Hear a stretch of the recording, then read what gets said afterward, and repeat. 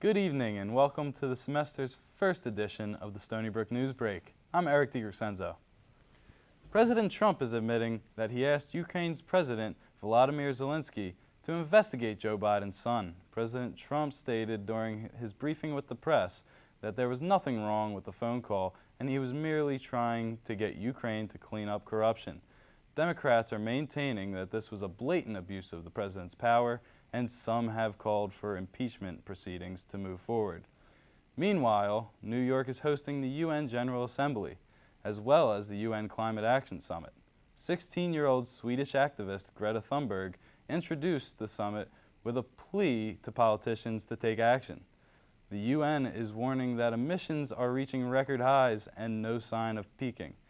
With President Trump and many of the world leaders in town, security is extremely tight, and there will be rolling street closures to protect motorcades. This is making travel throughout the city extremely challenging.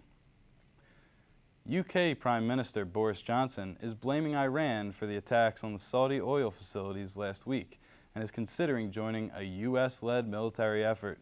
The Prime Minister says he is willing to work with the allies to de-escalate tensions in the Gulf region.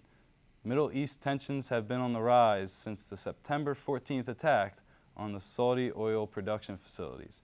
Johnson eventually wants to find a diplomatic solution, but is still open to military action. Have you gotten involved yet on campus? Let's throw it over to Sabrina Ligori to see what we have on this week's calendar. Sabrina? Thanks, Eric. To start off, we have National Hazing Prevention Week. There will be daily events hosted in the Student Activities Center to raise awareness of the dangers of hazing in Greek life, sports, and other university clubs. On Wednesday, head over to Eastside Dining to experience food from around the world. From 5 to 10 p.m., the dining hall will celebrate international cuisines by selling street food from Italy, China, Jamaica, and more. The Oxfam Club is hosting a climate protest in the Student Activities Center on Thursday. The protest will run from 6 to 7 p.m. in the SAC Plaza. There's something to do for everyone here on campus, so make sure you get involved. Back to you, Eric.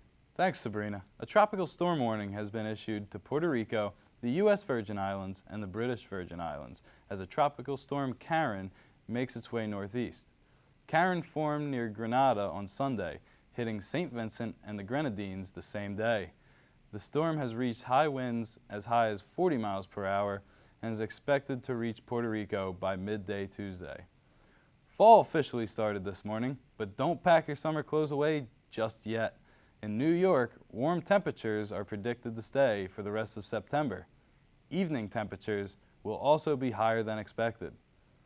The Daniel Jones era has begun in New York. The New York Giants beat the Tampa Bay Buccaneers 32-31 thanks to a late rushing touchdown by the rookie quarterback and a missed field goal by the Bucs in the final seconds. Jones finished with 336 passing yards and 4 total touchdowns, his first career start. That's all the time we have for you today. I'm Eric DiCrescenzo. Join us next Monday for the latest news updates on the Stony Brook Newsbreak.